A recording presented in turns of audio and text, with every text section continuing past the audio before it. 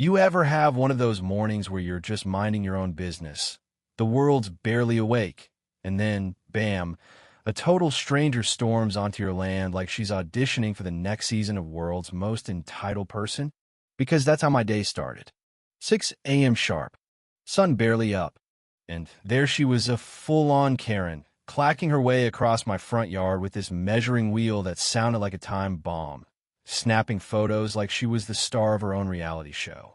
She's barking orders, demanding answers, waving around some papers, until she finally shoves an eviction notice in my face for the land my granddad earned with GI, Bill, blood, and sweat, back when people still knew what sacrifice meant.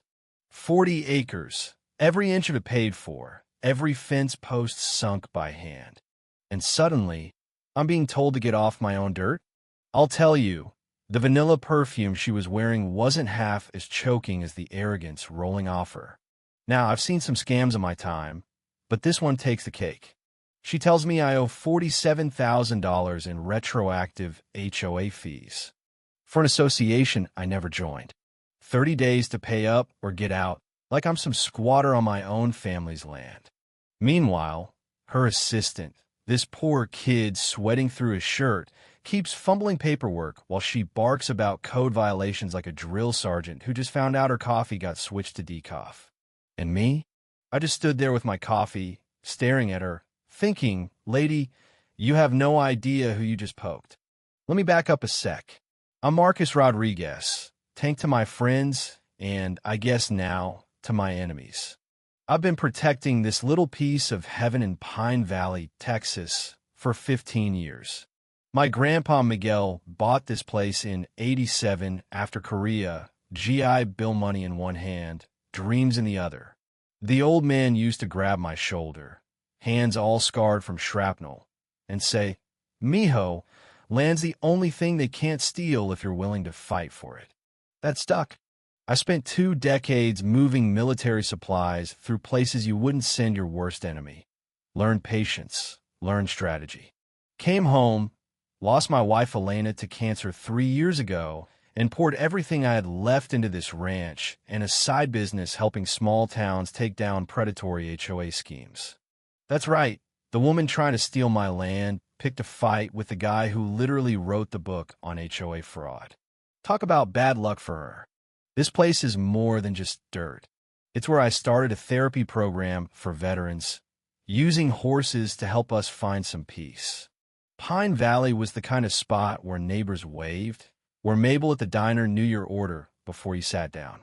Then 6 months back, Karen blew in from Austin. New money, new nails, and a hunger for power. She worked fast, got herself on the development board, invented a fancy title, and started measuring grass with rulers, reporting garage sales like she was saving the world. The morning she came after me, I could tell those documents were fake. Paper too smooth, ink too fresh, amateur hour, honestly. She claimed my land had been annexed into her imaginary Pine Valley Estates Homeowners Association. 47 grand, she demanded, clicking those orange nails against her clipboard like a countdown. Stilettos hitting my porch, so hard I'm surprised the boards didn't crack. Apparently, my barn and livestock were decreasing property values. Never mind the closest neighbor lives 2 miles off, or that this ranch has been legit longer than she's known Texas existed. 30 days to pay, or she'd start foreclosure. Like she was the executioner, and I was just another name on her list. I felt that old military burr in my chest, but you don't survive 20 years in war zones by blowing up at every threat. I stayed calm, took her paperwork, watched her march off, and listened to her truck peel out down the drive, leaving diesel fumes and that ridiculous vanilla cloud behind. That night, I spread my grandpa's original documents across the porch table with a cold beer. This wasn't about fees. Karen was trying to clear out anyone who didn't fit her vision, so some developer could bulldoze our history for a fast buck. But she picked the wrong target. My business? I've spent years exposing people, just like her, helping communities send these scammers straight to prison. Next thing I know, she's filed county complaints, claiming I'm violating zoning laws. Never mind my land's been grandfathered in since she was playing hopscotch. Then she starts a petition, says my veteran therapy program causes excessive traffic hazards. Seriously. She circles my property in orange cones like she's taping off a crime scene, all while running a Facebook smear campaign that makes my ranch look like a hurricane just blew through. Psychological warfare? Please. I've seen better in third world war zones. But her game got real when Floyd Jenkins showed up at my door, clutching paperwork that looked too familiar. Floyd's a legend, 73, tough as boot leather, runs a classic car shop. Now he's got the same fake HOA bill, same threats, $42,000 for unauthorized garage use. His hand shook as he pointed out the forged signatures.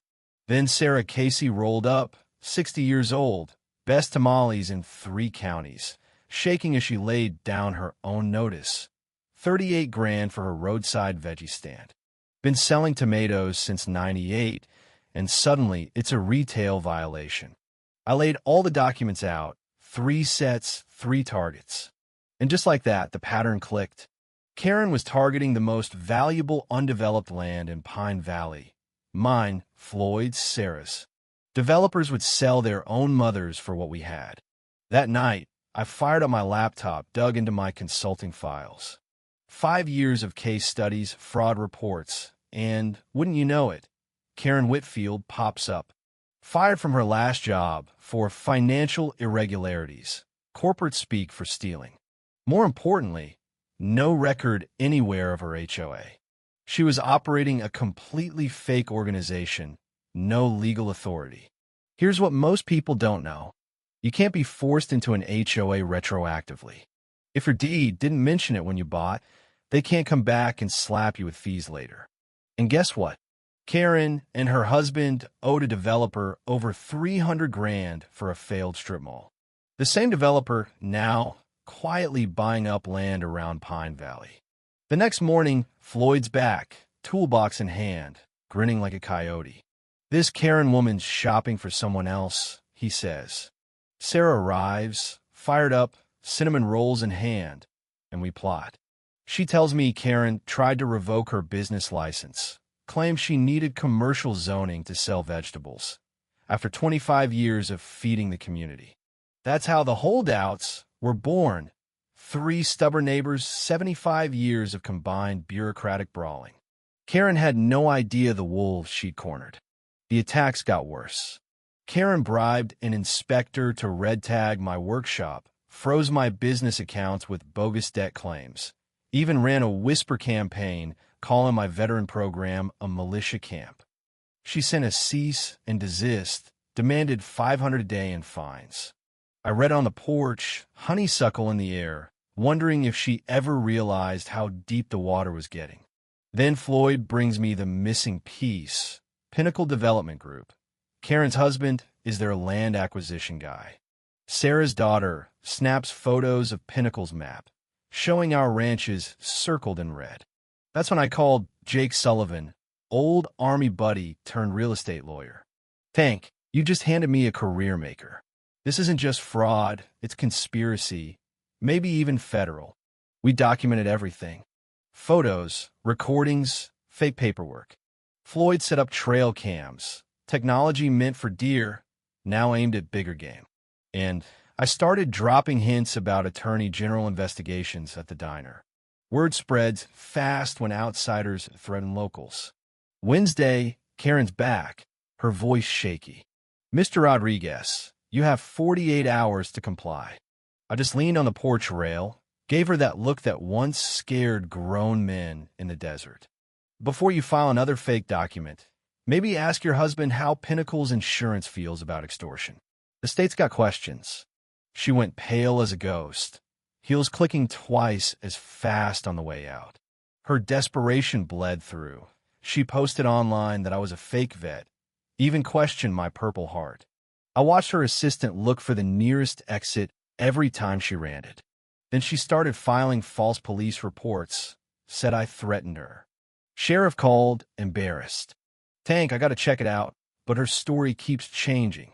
At the town meeting, she showed doctored photos, called us criminals dragging down Pine Valley.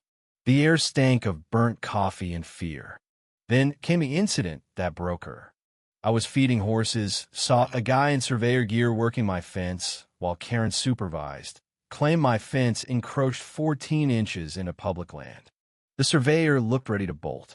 By evening, I had proof. Karen was a serial fraud artist, same scam in 3 other towns, always for a developer with deep pockets. The last straw? She paid teenagers to cut my pasture gate during a veteran session, set my therapy horses loose on the highway. Nearly killed someone. Audio caught her voice. Make sure that PTSD program gets shut down. These people need to understand consequences. She crossed a line you just don't cross in a military town. We pressed charges: assault, animal endangerment, conspiracy, federal civil rights violations. Veterans groups rallied. The American Legion called for a hate crime investigation. At the next council meeting, Karen lost it, screamed at a one-leg vet, called him a faker. The room went silent.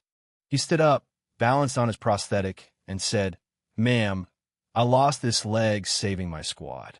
Thank you for reminding me why I fought." The applause lasted 3 minutes. Karen's career died right there. We brought in the feds.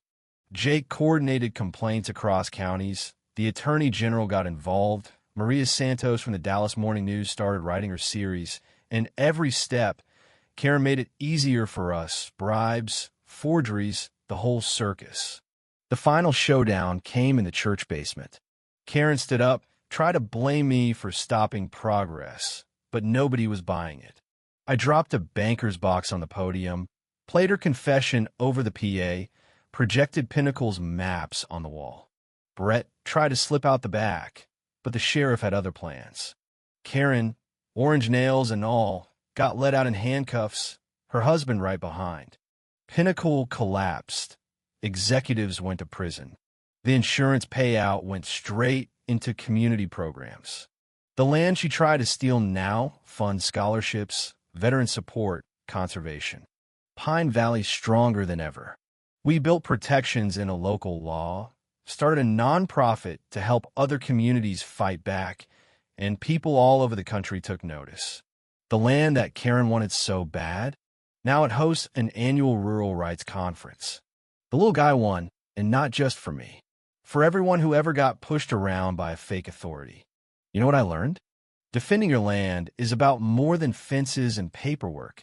It's about defending your neighbors, your community. Justice takes grit, takes patience, but sometimes karma's right on time. Now, let me ask you, where do you draw the line between progress and predatory greed? Have you ever stared down an HOA nightmare or had a fight for what's yours? Drop your story below. Let's hear about the battles you fought and the ones you won. And if you're still in the trenches, remember, sometimes the little guy really does win. And when he does, we all do.